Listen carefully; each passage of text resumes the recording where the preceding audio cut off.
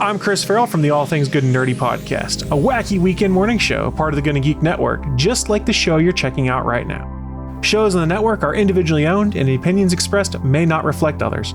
Find other awesome geeky shows over at GonnaGeekNetwork.com. Welcome to another episode of Better Podcasting Live Chat. I am Stephen Jondrew, and SP's here as well for the other half of this show. Some would say the more important half of this show. Always the more important half because, well, America. But it is great to be back here in our bi-weekly live chat. Come and ask any question about podcasting. We are here to actually interact with you in the chat room. And maybe someday we'll actually be able to bring you in. But for now, chat room, ask questions, we'll respond. Absolutely. And by the way, if you didn't know this, you can download the back catalog of Better Podcasting Live Chats. What? Chat. I know, over at betterpodcasting.com. You should check it out there. It's been there for, if you look at the date stamps, it's been there right from the beginning. Wait a minute. Okay, so we're on episode 7 now. Yeah. And so you went ahead and you released the podcast version before we had 10 episodes. I know. I'm sorry to say that we're also in Apple Podcasts as well.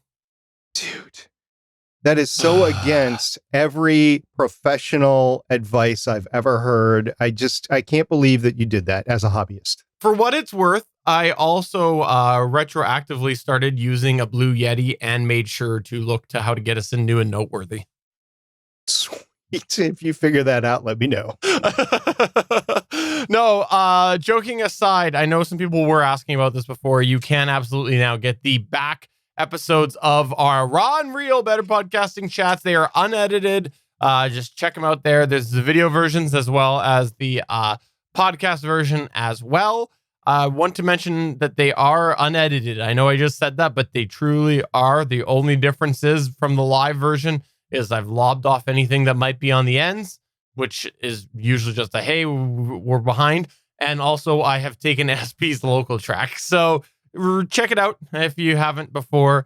And also, if you can come and interact with us while we record, today is Tuesday, May the 5th, and we do this every other week. But if you come by any Tuesday, we're usually recording because one set of weeks, like we're doing this, and then on the opposite weeks, every other week, on the alternative weeks, we are doing the full show. Okay.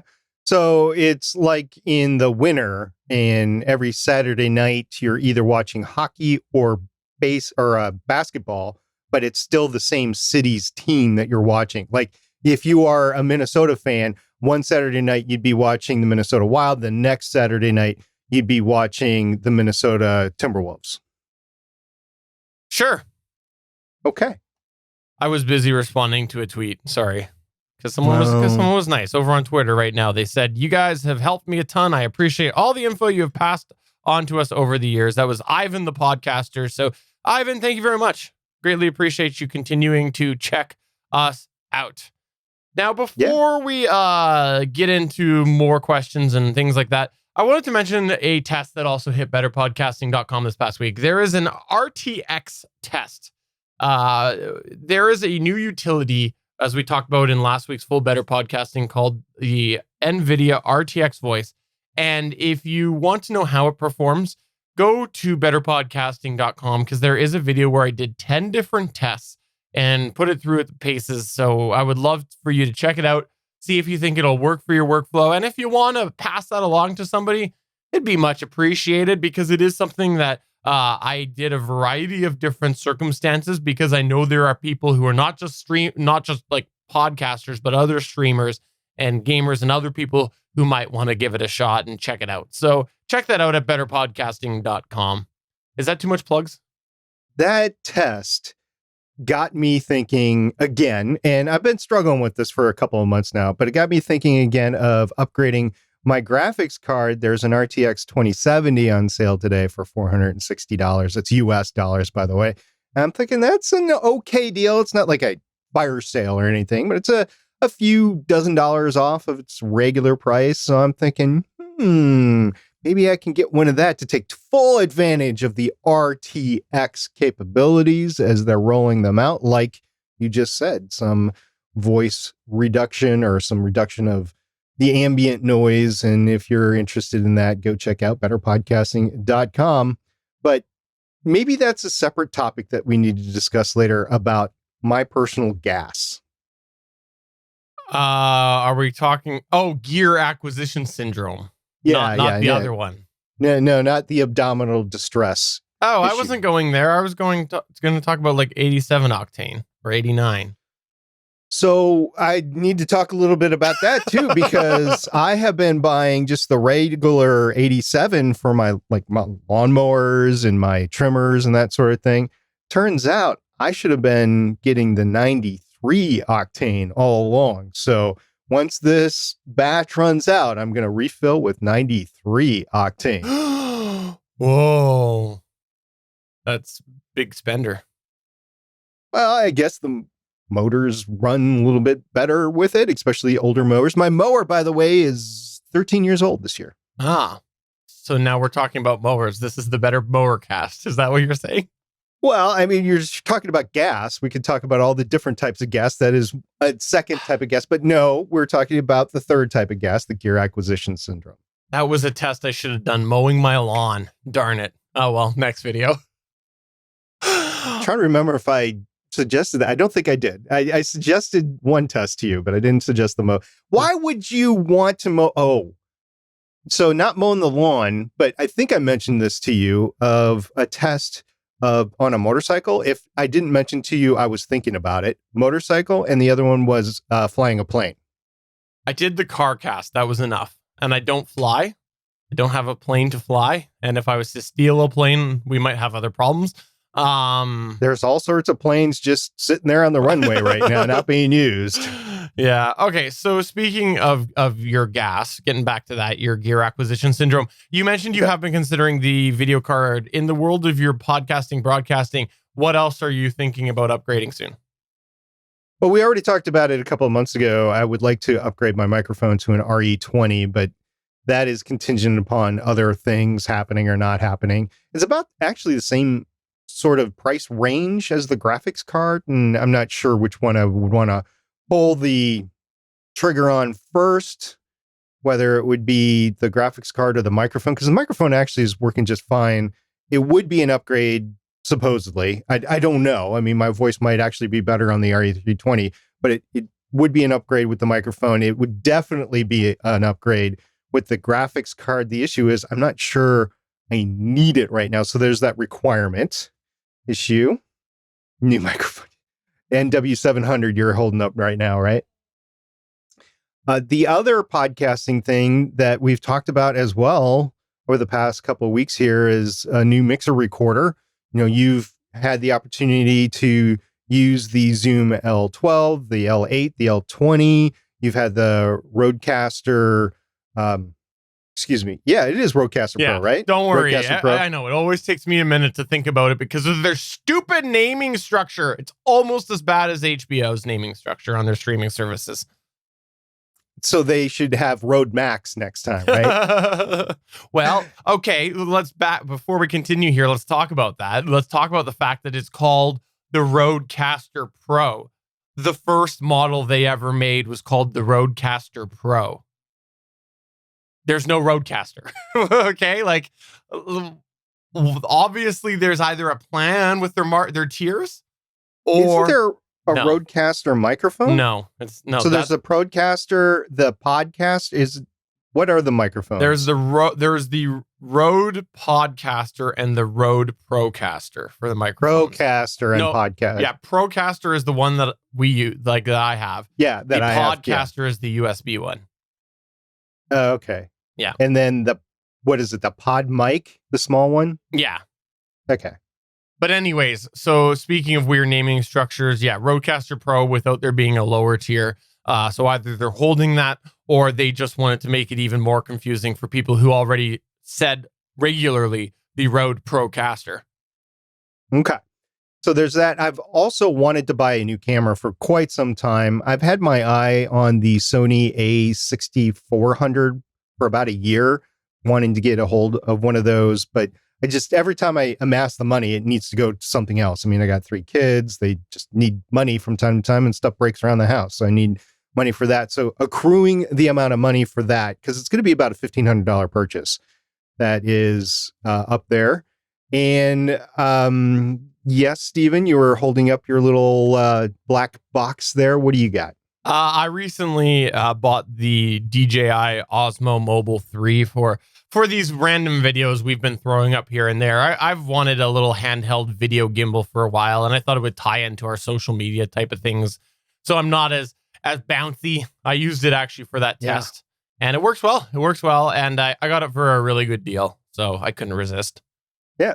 I've got the Model 2. You've got the Model 3. They're both really good. I like the portability of the Model 3 because it's a lot, it folds up a lot smaller. That's what did it for me. There was an even better deal on the Model 2, and I looked at the reviews, and the only like features wise that I thought I had to have with the 3 was the portability. And it does make a difference because the case I have for that is a small briefcase. Basically, I did buy the case for it because I have all of the accessories that you could possibly get for it. And it is definitely taking a case with you, a briefcase with you. So there's that I've wanted to upgrade to. But also, you got stuff around the house like a sewing machine. So we're recording this in May 5th, 2020. Happy Cinco de Mayo, by the way, Stephen. Oh, back at you. Oh, I should have made tacos tonight, darn it. Oh, we had tacos. And they had margaritas. I don't drink before I podcast. I hardly drink anyway. And there's very few alcohols that I can have to drink. Tequila is not one of them, but everybody else is having margaritas. I'm like, oh, because I wanted to have like a rum and Coke or something. I'm like, I'm podcasting. No, I don't want to do that before I podcast. Okay, so yeah, I didn't, maybe afterwards, but I got to work tomorrow. I actually have to go to work tomorrow. Oh, can I make a suggestion, by the way? What's so while we're talking about your upgrade path, your gear path, there is something that I know it's not on your mind because you have something that is really reliable for you. But I feel like because you use StreamYard, you don't do anything crazy. I feel like your mixer should be on your path with a digital option, whether it's the L12 or the Rodecaster Pro or the. It was in there. We just talked about it. Oh, I must have missed you saying that. I thought you were talking about just it was the whole conversation we're having about the Rodecaster Pro and the naming convention. Oh, well, that's right. Apparently I've been getting into the. I was like, how much tequila have you had today? No, I didn't pay attention to you. That's all. That's understandable because you never do. And I never pay attention to you. All right. So the sewing machines. So sewing machines are impossible to find right now because of stay-at-home orders, people picking up new hobbies. And oh, by the way, you can actually make some PPE with it. You can make some masks with it. Some people are actually selling it online on their Etsy accounts or eBay or their Facebook accounts. And however you can personally sell this stuff, people are actually making it so that they can sell it. So material is also difficult to find right now. And my wife's sewing machines broke. All the sewing machines. She's been dealing with broken sewing machines. So we decided to upgrade. We're going to go to a heavy duty sewing machine rather than a quilting sewing machine. And I look for them. You can't find any sewing machines right now out there. So I don't know if I talked about the Nintendo Switch for my nephew on Better Podcasting, but a couple of weeks ago, my nephew had a birthday and he was dead set on getting a Nintendo Switch. He wanted one for Christmas. His birthday's in April. And so he wanted one then, and he desperately wanted one now. He can't find them right now. They're sold out.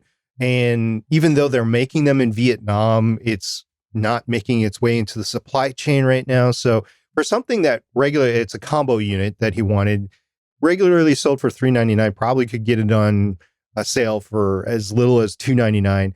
The cheapest I could find was like $550 with tax. So with tax and shipping, it turned out to be $600 on something that was $399. I thought that was pretty outrageous. Well, sewing machines are going the same way. For a sewing machine that was normally like $180, the lowest I could find was $300.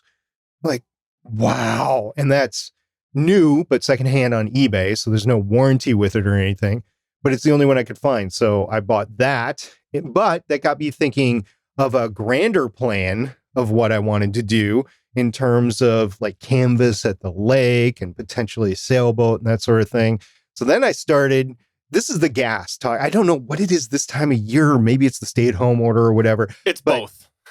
Yeah, I want this Sailrite sewing machine, which you can buy, by the way. They might find it a little difficult shipping it. So these Sailrite machines are meant for heavy-duty sewing on canvas, on sails, and that sort of thing. So they're meant not to break. You can break them, but it's meant not to break with heavy-duty materials. They're $1,000. That's I'm like, crazy. well, I mean, that they're not inflated in price. It's just how much they are. They're not on sale, but that's how much they are.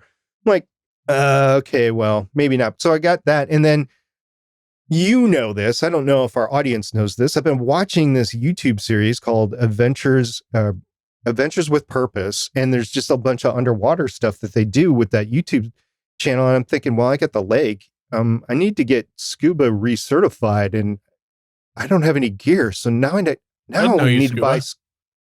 Well, back in the day, yeah. That'd be a podcast to do, the Scuba Cast. People do it. You can, with a full face mask, you can record your voice underwater. Yeah. You should do it. So yeah, I've been thinking about getting recertified because I'm not certified right now. I can get recertified and then buy all the gear, but that's the gear that I want. You're talking $2,000, $2,500. Now, bye podcasting. You can go ahead and buy gear, starter gear for less than that. But I'm old and I know what I want. So it's around that. And that's not any significantly more expensive than advanced drone hobby. Advanced, yes. I'll give you that.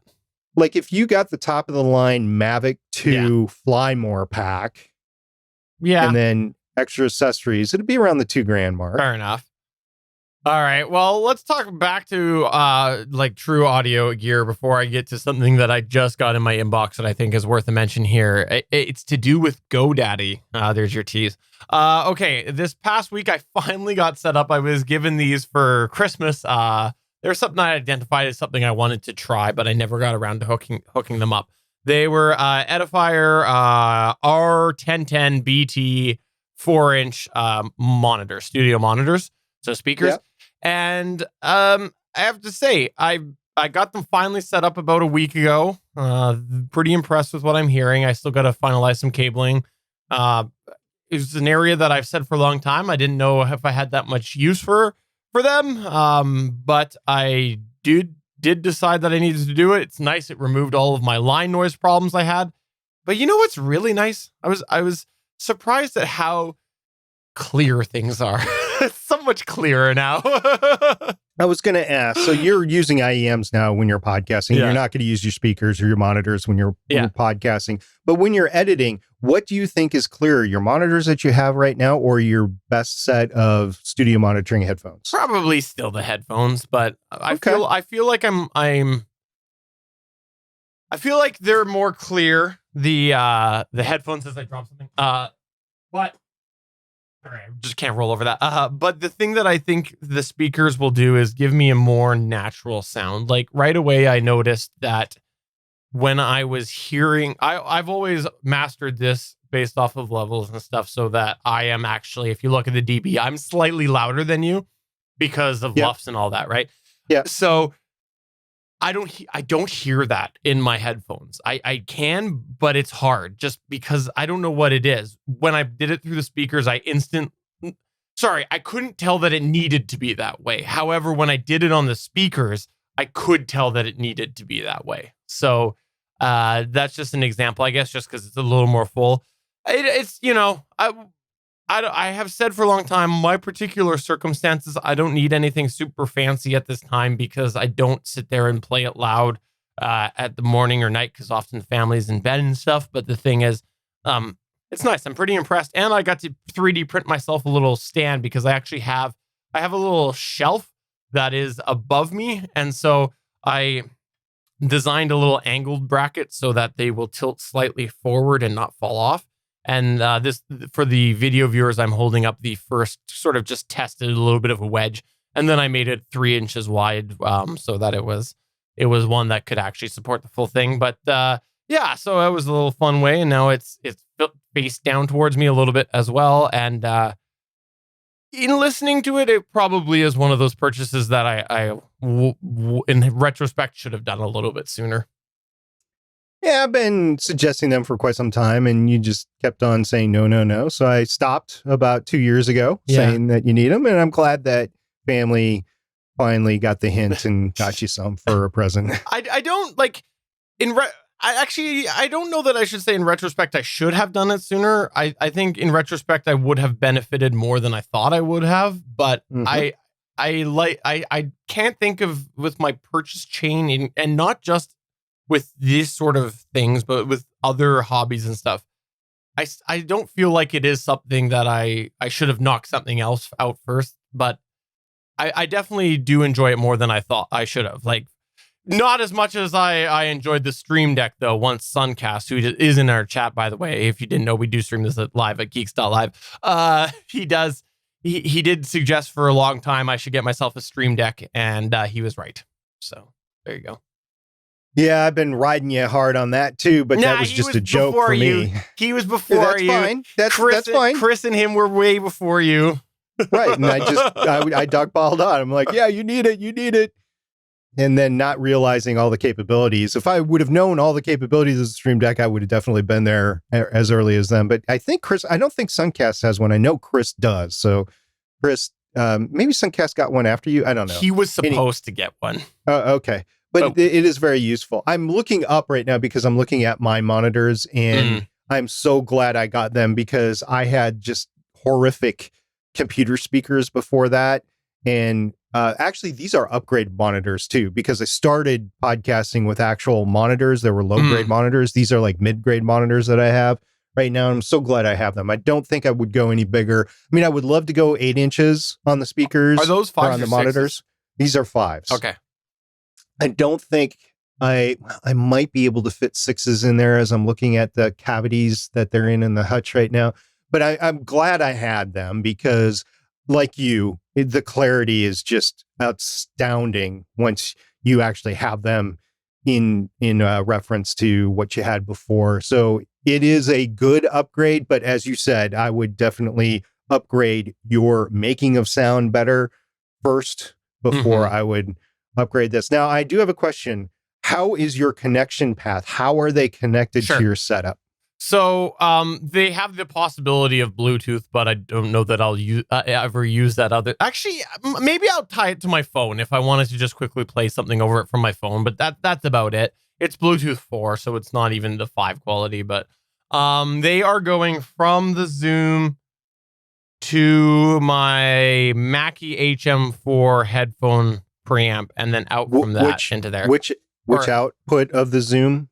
From my Zoom L8 Mix C. My okay, headphones out. Well, they don't call it that on the Zoom L8, but okay. Yeah. So, but there's actual speaker outs on it too, right? On the back. No, there's not. Oh, okay. I thought there was.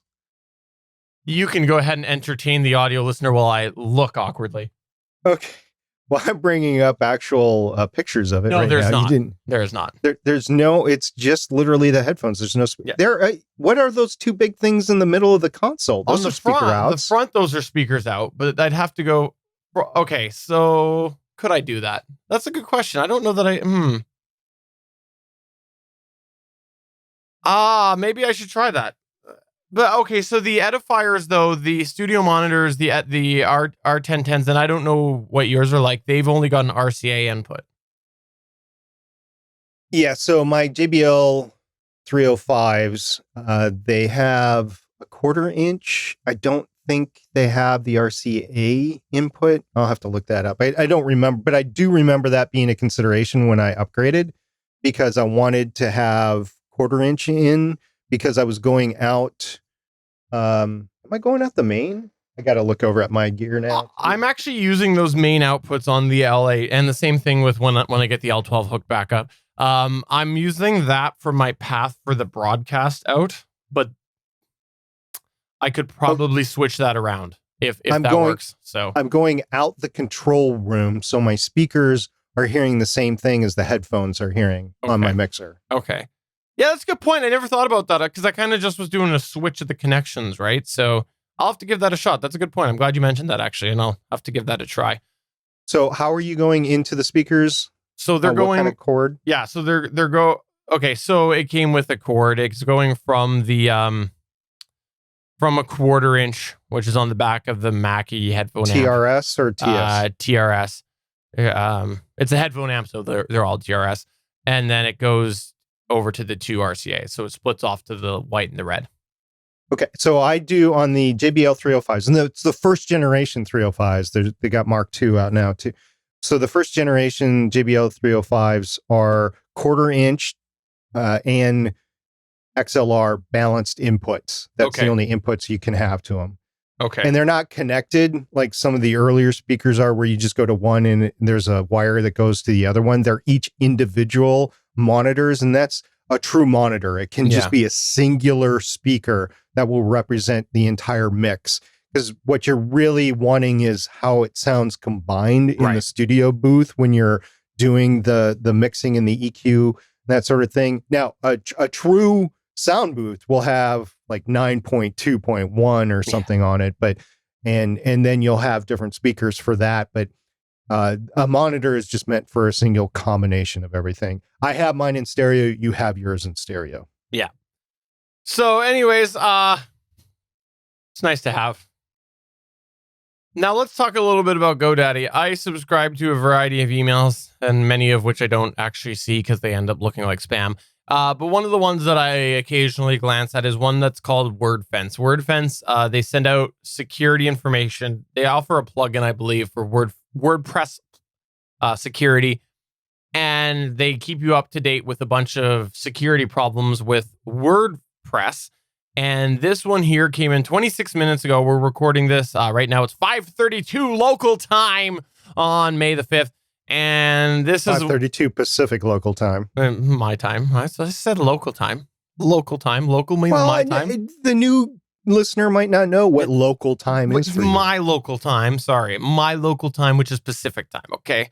All right. 8:32 SP Studio local time. And this is the quote. A few moments ago, we published a public service announcement regarding a security issue which may impact some of our customers. On May 4th, 2020, GoDaddy, one of the world's largest website hosting providers, disclosed that the SSH credentials of approximately 28,000 GoDaddy hosting accounts were compromised by an unauthorized attacker. End quote. So lots of people use GoDaddy. Just be aware of that. That's interesting. Unauthorized attacker, meaning that there are authorized or white hat attackers, right? Right?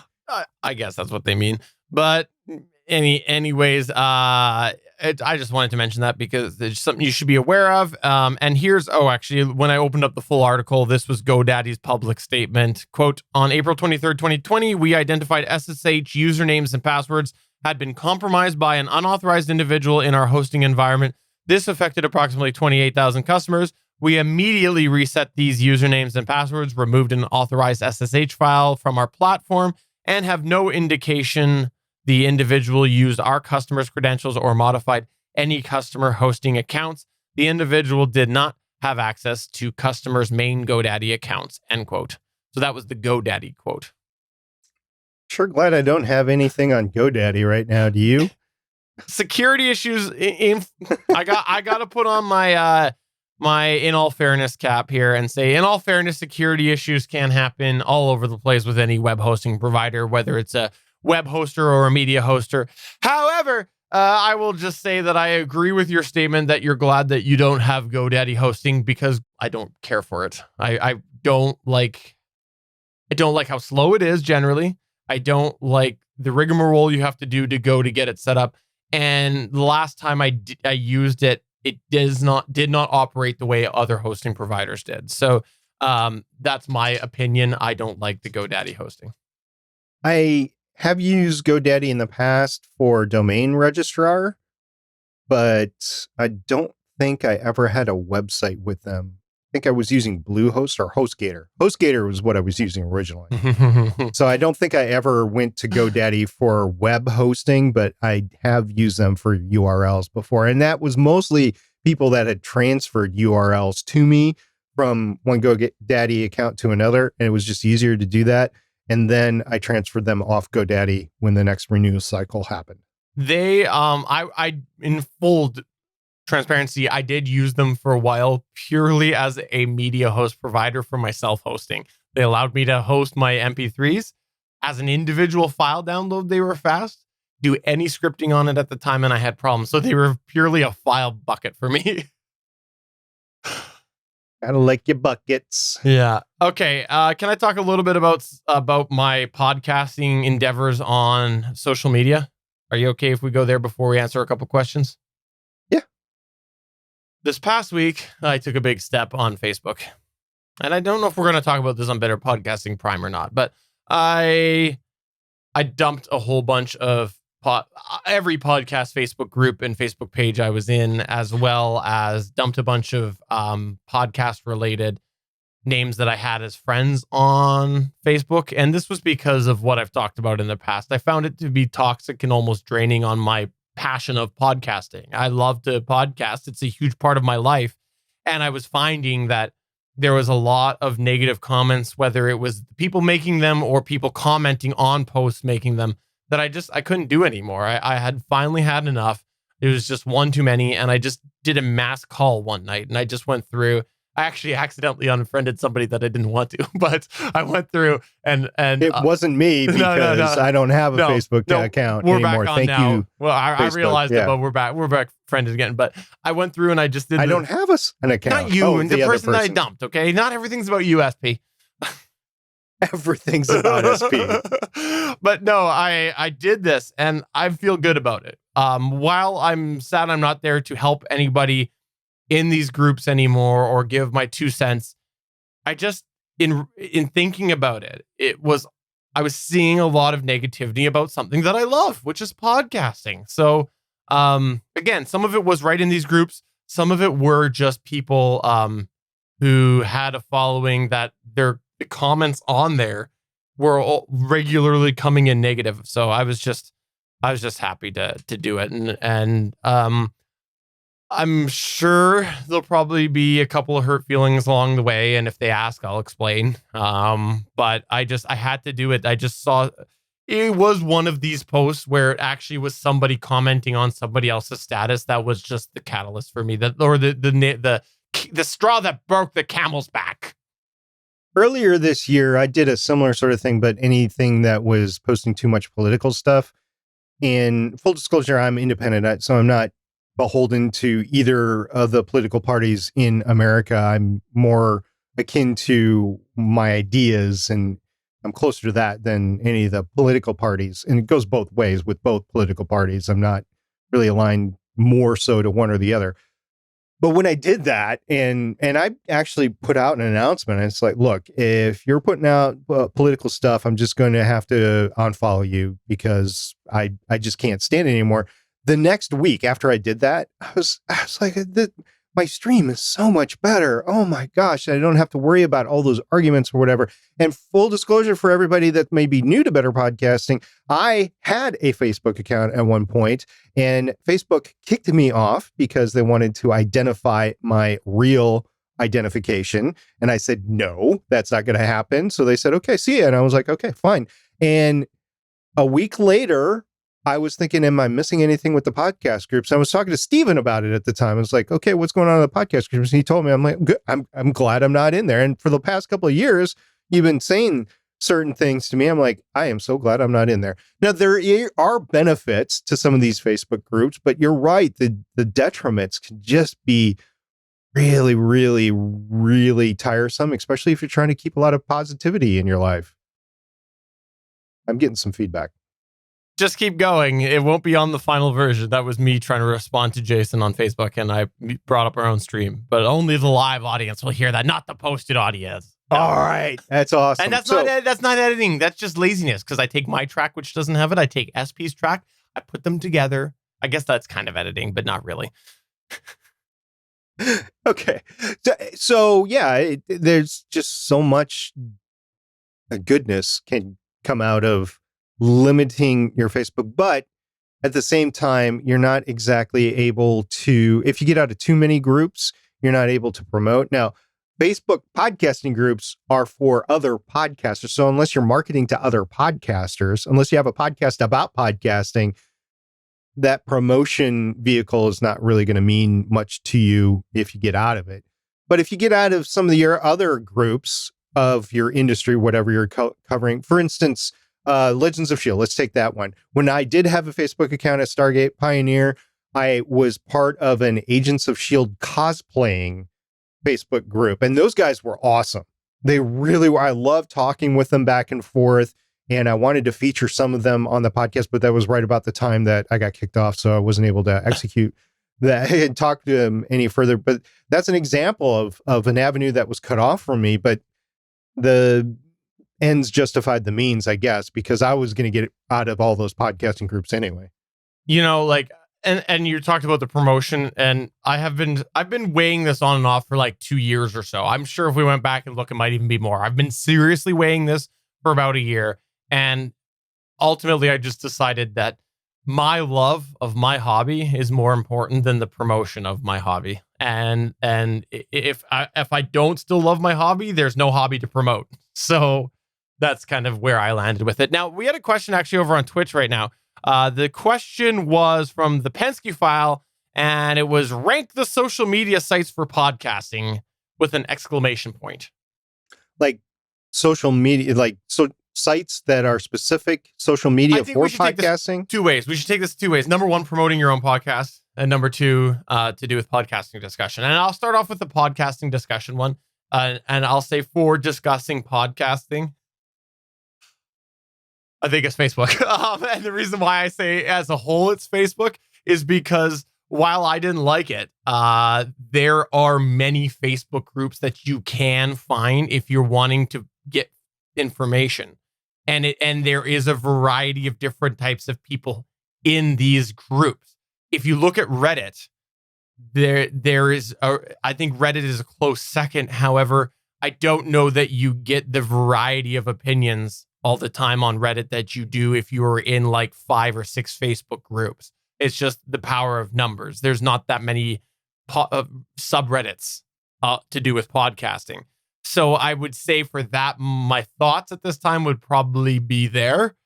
However, I think if I was to look at the more enjoyable experience out of the two, if I was to pick one of the more enjoyable ones, it would be Reddit. So between Reddit, Facebook, or Reddit podcasting groups and Facebook groups, I would enjoy Reddit more, even though I'm not on Reddit more. So the different groups that I have on my phone right now, or apps that I have on my phone right now, are Slack, Discord, Instagram, Tumblr, just because we have a Legends of S.H.I.E.L.D. Tumblr account, Reddit, Twitter. Do we count Patreon? I don't think we do, because that's more of a, okay. And Snapchat, Pinterest. I don't use either. They're just on my phone. Tap Talk with the old forums. Oh, I remember that. Flick Chat.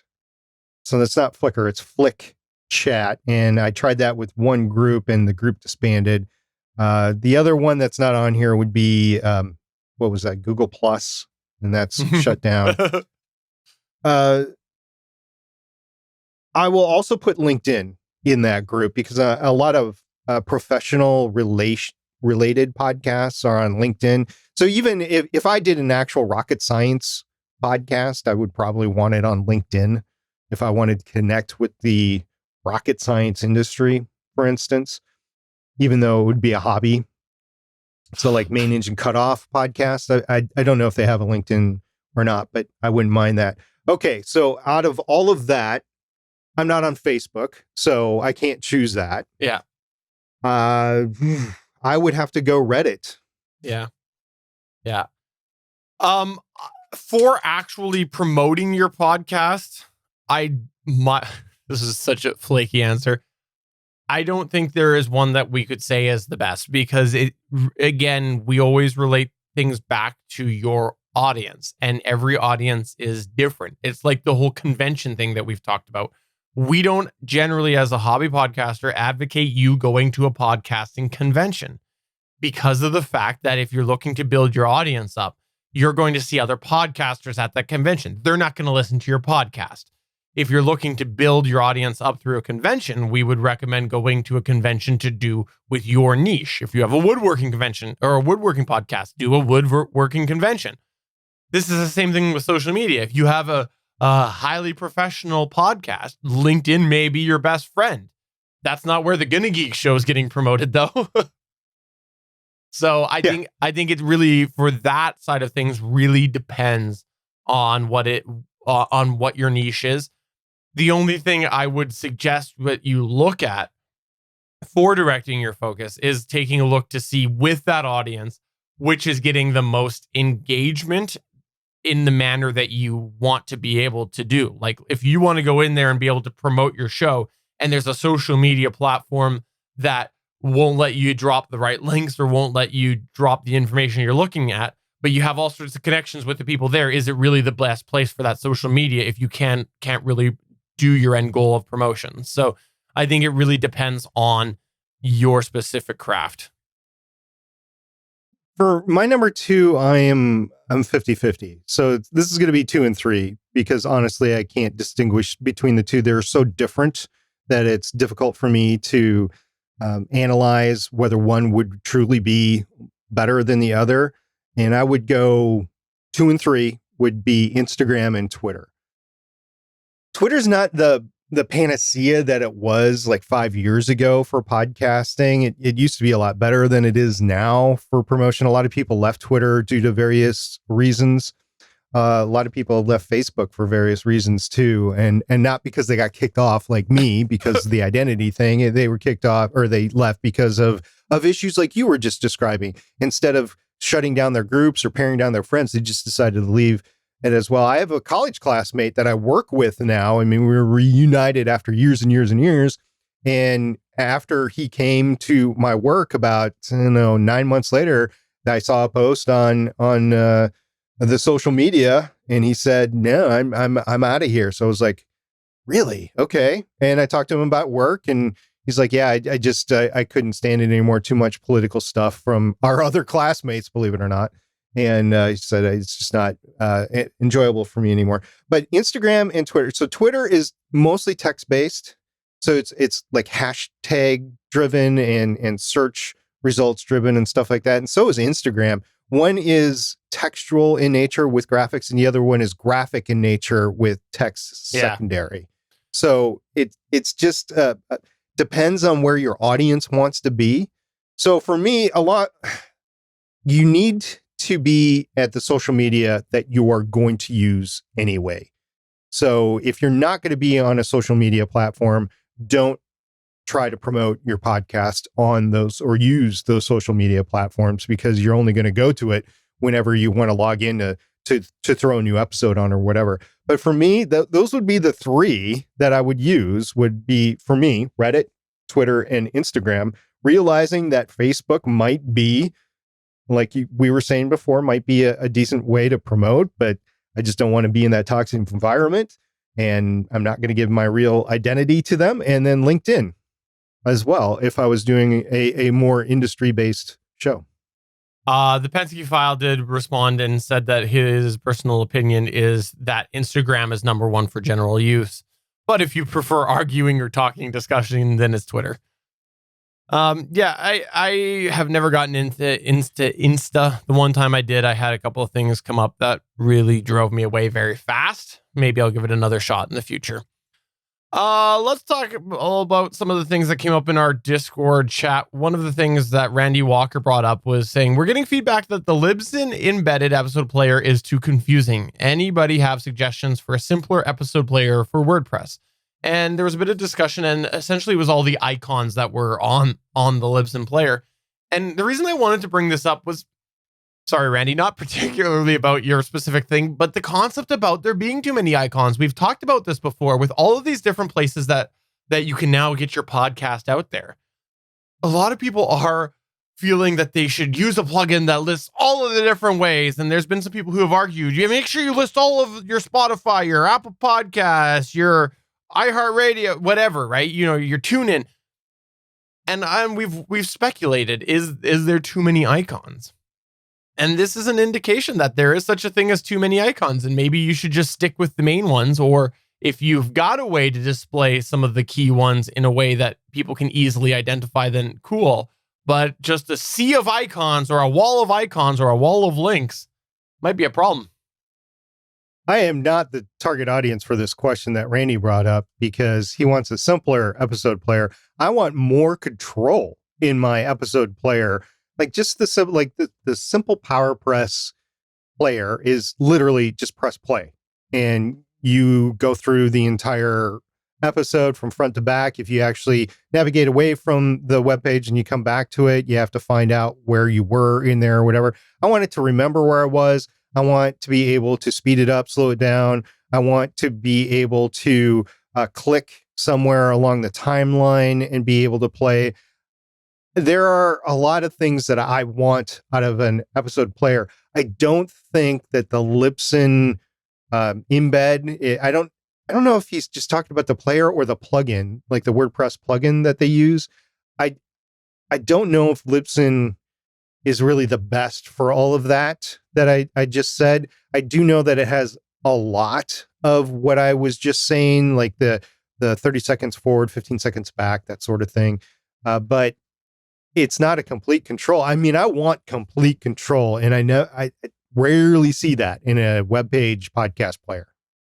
And I'm going to guess that has to do with the fact that there is so much internet consumption done mobilely now. And so would you really want all these individual buttons on a phone screen? Some people might get confused. So there's a way that a web page can be displayed differently between a mobile version and a web version. Couldn't you do the same thing with a plugin? I'm sure probably, but developers like to spend their money on one thing. Okay.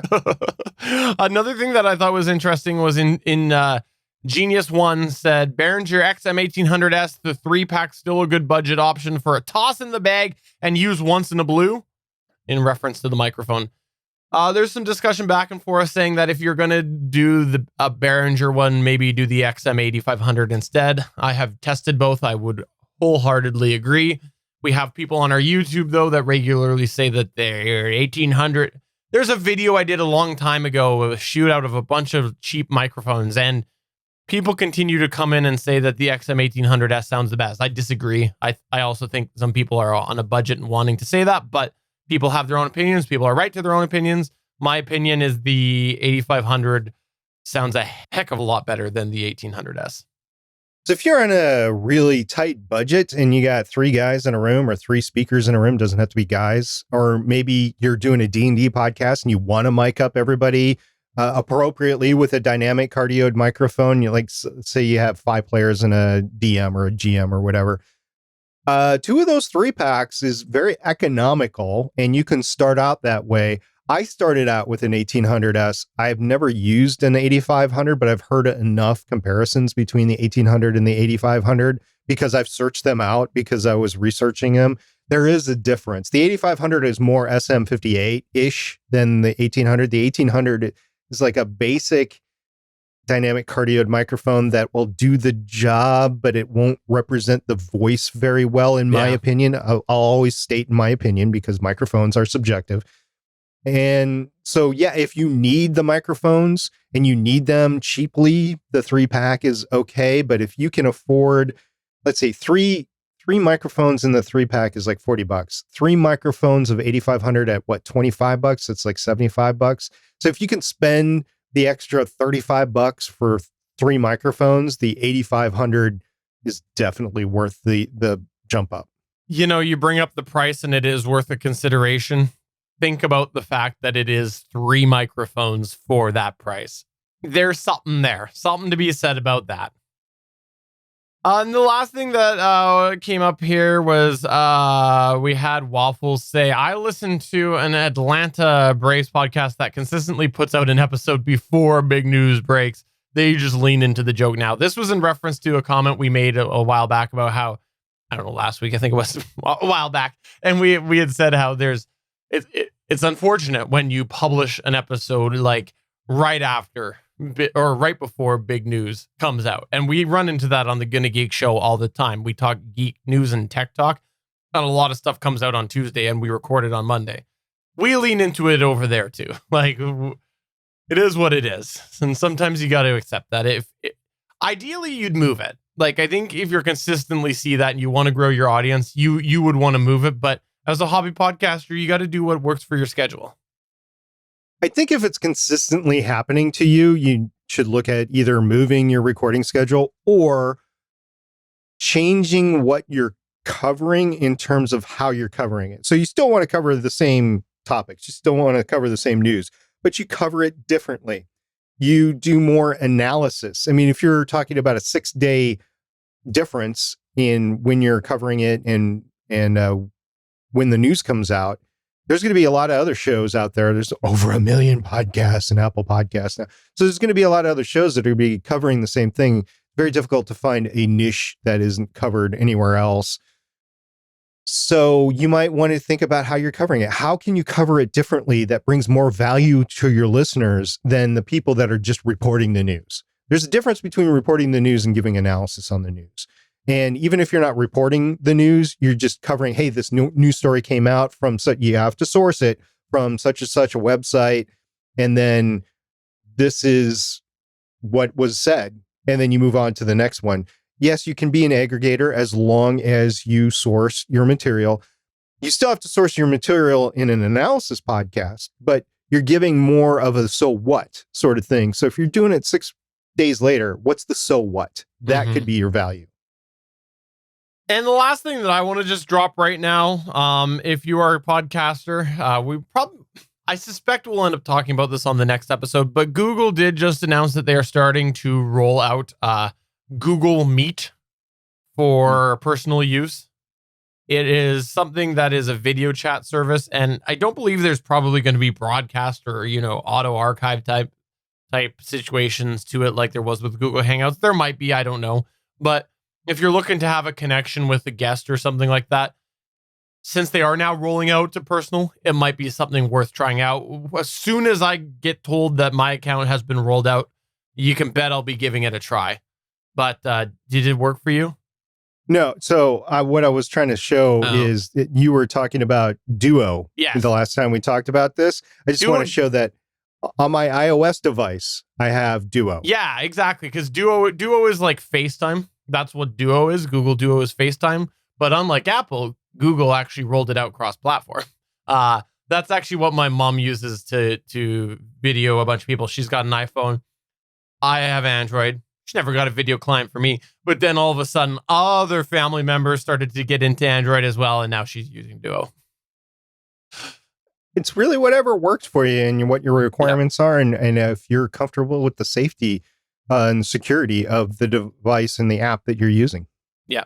But Google Meet is something that is, it looks like desktops, more like Hangouts on Air. So we'll see what happens. We'll see where it comes. But if the audio quality is decent and you've got a way to capture that sound, that could be a potential to just do like a audio call with somebody if you're interviewing them. I don't know. I haven't tested it because it has been geared towards business. The audio could be horrendous, but I thought I'd mention it. Have you used the Microsoft Teams video connectivity? I did. I have. Wow. Yeah. I don't know if I could say anything good other than I was able to establish the call and then hang up on the call when we were done attempting to get business done.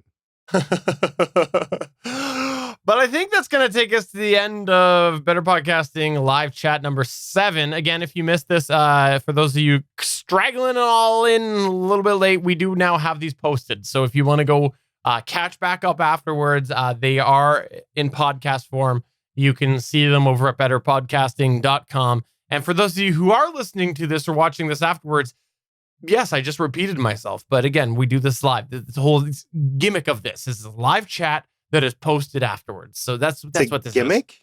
It's a gimmick? Sure. Is it a gimmick? I would just think it's how we're doing it. It's not really a gimmick. Okay. Well, I want a gimmick in my life, SP. All right, we'll talk about it. might have to catch your mom on Google Meet or Google Duo, but we can figure out some way to give you a gimmick. All right. So for episode number 7 of Better Podcasting Live Chat, I'm Stephen Jondrew saying, apparently it's not a gimmick, so I need to find one. I'm SP saying, I hope you have a great week of podcasting. If you have any questions, come back to us in 2 weeks or catch our numbered show next week. I'll get the calendar up soon on betterpodcasting.com. That's next. Only 3 months for that one too. Bye. Bye.